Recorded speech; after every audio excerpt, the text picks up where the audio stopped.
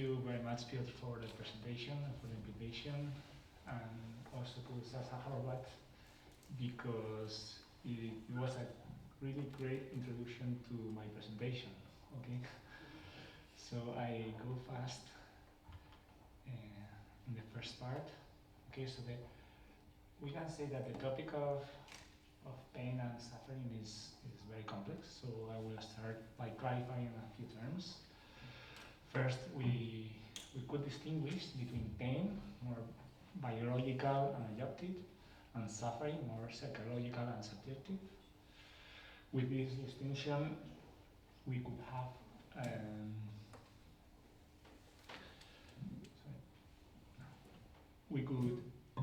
those who are in pain but do not suffer, and those who are suffering without feeling pain. However, this distinction is above all a distinction of reason that refers to confession, res cogitans, and res extensa. In real life, suffering ends up causing or fostering pain, and continued on unknown pain accentuates psychological suffering. So a second clarification is that in recent years, there has been a redefinition of the concept of pain, broadening its meaning so that it can be applied not only to humans but also to animals, focusing on more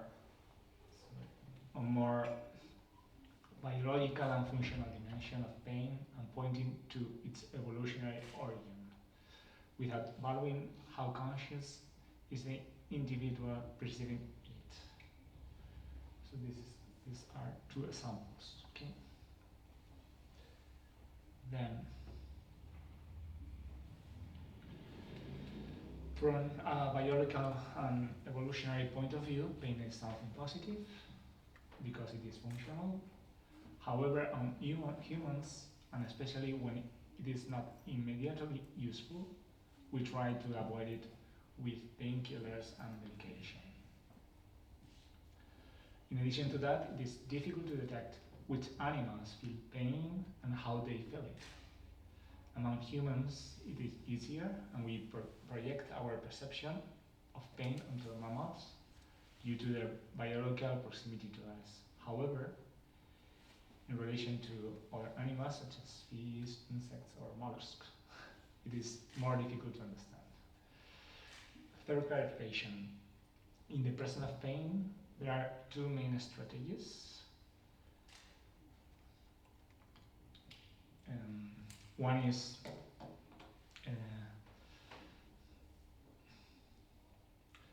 to flee or to suffer it. Okay? If it's avoidable, it should be avoided by fleeing.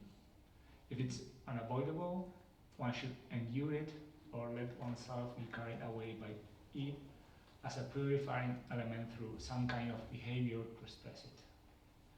For example, the queen bee stops buzzing when she is giving birth to avoid being hurt by predators. This is an action strategy whereby, although she feels pain, she does not express it. So in conclusion, there is great difficulty in dealing with the question of pain. First, in defining pain as conscious or unconscious. Second, because it differs in each species, there is a gradation in the perception of pain, and that could even allow us to defend a special way of perceiving it in humans. And third, there is the question of pain behavior, which is not always avoidant, and there may be reasons of action strategies that lead to enduring it. So the second point, the perception of the other's pain and suffering. Among the many students of animal behavior, Franz de Waal experiments on fairness is famous. So there we have two capuchin monkeys are asked to perform a task for which they are rewarded with a piece of cucumber for the first one and a grape for the second one. Both seem to accept the reward without complaint. However, when the first capuchin monkey returns to perform his task and is again given a piece of cucumber, she becomes agitated because she has not been given a grape like the second one. And the second one, on the other hand, does not even flinch when she receives her grape again. So in other words, the first one complains because she suffers from what she evaluates as unfair, while the second one doesn't even flinch at the same as in the case. Okay? So one might wonder whether the capuchin monkey that always receives grapes for doing her job could be able to give her grapes to the other monkey when she sees the unfair behavior. It does not happen in experiments, okay? So with this example, we would enter the question of the perception of the pain of suffering of the other. What is at stake here is not the objective or subjective pain in the face of an evil suffered, but the intersubjective dimension of pain, where I put myself in the other's shoes and take responsibility for the pain, suffering, and try to help them to cope with it. Is this something genuinely human, or is it possible to observe it among animals? So in the field of animal pathology, behaviors such as compassionate sex, mourning the dead, or even a mother chimpanzee caring for her paralyzed offspring until it dies have been observed. At the same time, deceiving or cheating behaviors are also observed. There is one author who presents in his work examples such as the roe deer that barks to frighten off a possible predator, the mother partridge which runs away from the hiding place of her chicks, pretending to be injured, or the cuckoo which lays its eggs in someone else's nest so that others can take on the task of breeding. So this type of deception responds to strategies of actions for survival, not only for oneself, but also for others. In this sense, animals know how to deceive, cheat, or seek their own benefit at the expense of others, but they also know how to cooperate and be altruistic, seeking the survival of the species. Then, even if only in an incipient way, in some animals we can observe actions that could show concern for others. So the third point. So following this presentation of the question, I would like to explore whether that what results from the evolutionary process seems to imply a care for the weak, innocent, or marginalized individuals, because they are perceived to be in some kind of pain or suffering. The answer I would give is that such behavior does appear in an incipient form in animals, especially those that appear later in the evolutionary chain. However, this behavior appears as something contextual and not as a general applicable principle of action. A specifically human indicator could be the capacity to take ownership of our actions through freedom and to propose global ends or lines of actions. In this way, and especially in our most significant choices, we make ourselves shaping our identity. This is why human beings seem to be the only ones capable of rebelling against animal abuse in general. Not only in the face of the mistreatment of an individual close to me or of my species, but against the action of mistreating an animal in general, because doing it or not, it makes me in a certain way. To clarify this idea, let us turn to another example. So when comparing higher animals' communication with human language communication, there seems to be a small but a very significant difference.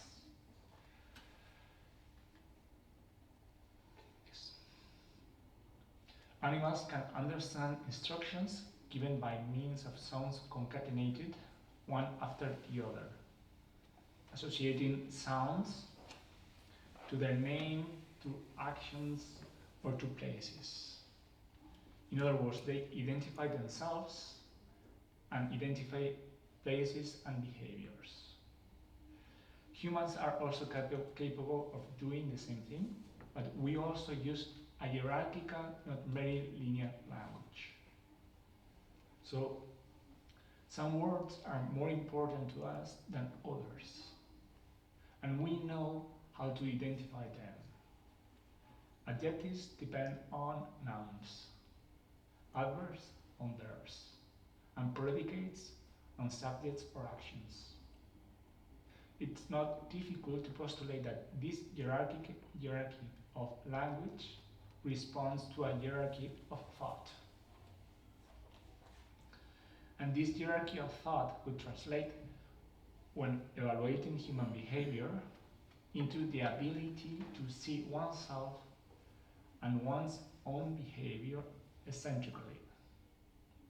Thus, the judgment of actions would become possible from a historical narrative hierarchy, capable of perceiving the whole of our life and not only a reaction that takes into account the current contexts, but do not encompass the totality.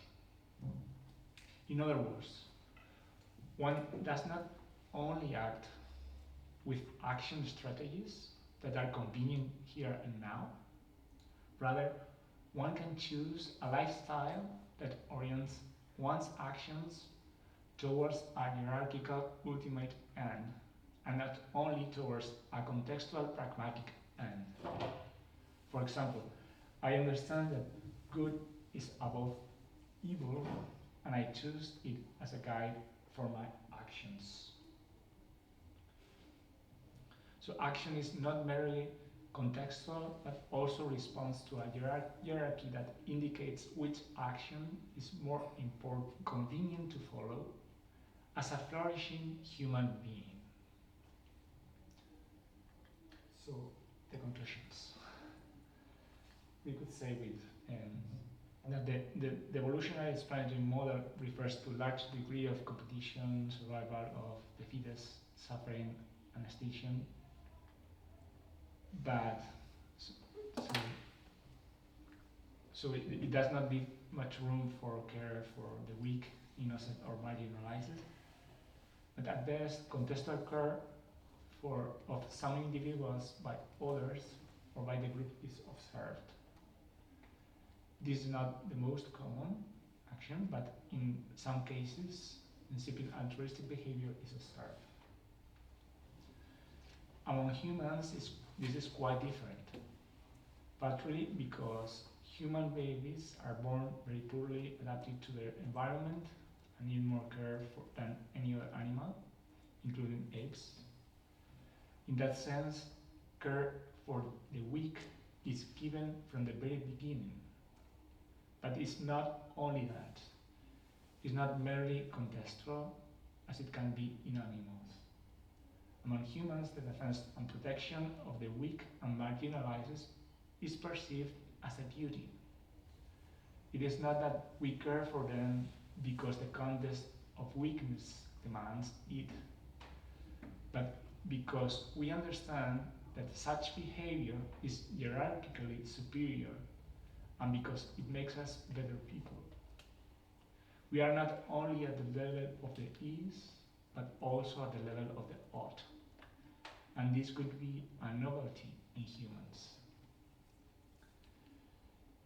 If these conclusions are taken to a narrative approach, we would say that human beings can perceive a value to be protected in others and feel that they are the protagonist of a story, of an action, of a mission that has the weak, the marginalized, the suffering as its addressee.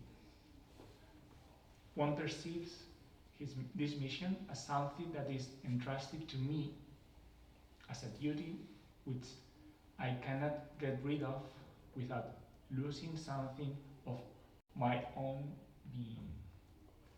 This care is also carried out in an adverse environment. And finally, from the point of view of Christian theology, we go even further. We humans fail to carry out this mission, duty, to care for those in need. And because of this, God, the one who gave us the task of caring for one another, in the face of our refusal to be protagonists, he takes our place. God becomes incarnate and takes the leading role, acting on behalf of those who fail to take on his task. But in addition, God himself, by becoming incarnate, identifies himself with the weak, innocent, and marginalized, and thus shows how to act from weakness, marginalization, and innocence in favor of the weak, marginalized, and innocent. And that's the end of my presentation.